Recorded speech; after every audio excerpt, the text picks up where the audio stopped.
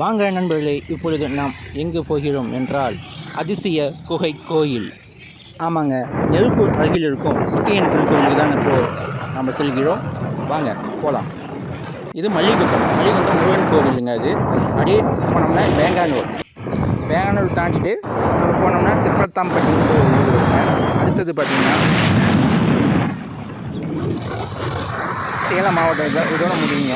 அடுத்தது பார்த்திங்கன்னா தொப்பையார் டேமுன்னு சொல்லுவாங்க. அது இதுதான் தொப்பையார் டேமு, வறண்டு போய் உள்ளது. அடுத்தது பார்த்திங்கன்னா நம்ம பழையூர்லேருந்து நம்ம பார்த்திங்கன்னா லெஃப்ட் கட் ஆகிட்டு நம்ம போய்கிட்டே இருக்கோம். கிட்டத்தட்ட பார்த்திங்கன்னா இதுலேருந்து பார்த்திங்கன்னா ஒரு 27-25 கிலோமீட்டர் வருங்க. அந்த வத்தல்பட்டி வரும், போகிற வழியில் வத்தல்பட்டி வரும், பூச்சூர், அடுத்து ஏர்கோல்பட்டி. இப்பொழுது நம்ம முத்தியன் திருக்கோவிலுக்கு வந்துட்டோங்க. இந்த கோவிலோட அதிசயம் என்னன்னு பார்த்தீங்கன்னா, இது ஒரு பெரிய ஆலமரத்துக்கடியில் ஒரு குகை மாதிரி இருக்குங்க. இந்த கோவில் வந்து முத்தியன் திருக்கோவில்னு சொல்லுவாங்க, இல்லைனா நரசிம்மர் திருக்கோவில்னு சொல்லுவாங்க. நாம் இப்பொழுது சித்திரை அமாவாசை 2024 இருக்கோம். ஏகப்பட்ட மக்கள் கூட்டங்க. அங்கங்கே அன்னதானம் நடக்குது. அவ்வளோ மக்களுங்க. இந்த மக்கள் பார்த்திங்கன்னா தருமபுரி, கிருஷ்ணகிரி, மேட்டூர், சேலம் போன்ற பல்வேறு பகுதியிலேருந்து இந்த கோவிலுக்கு வராங்க. இப்போ நம்ம அப்படியே கோவிலுக்கு இறங்கி போயிட்டே இருக்கோம். இதில் பார்த்திங்கன்னா ஆலமரத்தில் பார்த்திங்கன்னா நிறைய வளையல்கள் தொங்க விட்ருப்பாங்க. எதுக்குன்னு பார்த்திங்கன்னா குழந்தை வர்றதுக்காக வேண்டி பெண்கள் எல்லாம் வேண்டிட்டு போனால் கட்டாயமாக நிறைவேறுதுன்ட்டு ஒரு ஐதீகங்க இந்த கோவிலில். இது பார்த்திங்கன்னா வீரப்பனுடைய இஷ்ட தெய்வம்ன்ட்டு சொல்லுவாங்க. இது 200-300 ஆண்டுகளுக்கு முன்பே இருக்கிறதுன்ட்டு இங்கே விசாரிக்கும் போது பெரியவங்கள்லாம் சொன்னாங்க. அவ்வளோ கூட்டங்க, ஏகப்பட்ட கூட்டங்க. இந்த கோயிலோட அதிசயம் என்ன அப்படின்ட்டு நம்ம கேட்டோம்னா, இந்த பார்த்திங்கன்னா சுனை, வற்றாத நீரூற்று சுனை.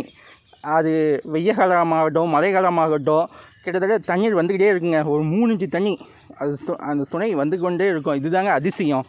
இது என்ன இதுன்ட்டு யாருக்குமே தெரியல. ஆனால் இதுலேருந்து பார்த்திங்கன்னா 20 கிலோமீட்டர் தூரத்தில் தான் காவிரி ஆறு இருக்குது. ஆனால் அதுலேருந்து இது வர்றதில்லைன்னு சொன்னாங்க. இங்கே நிறைய துலாபாரம் நடக்குதுங்க.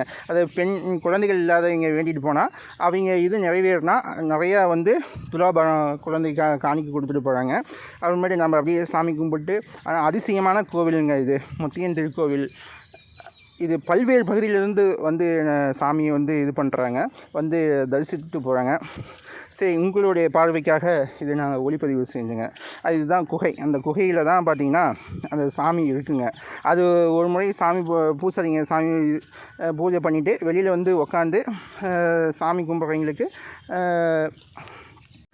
திருநீர் பூ எல்லாம் கொடுப்பாங்க.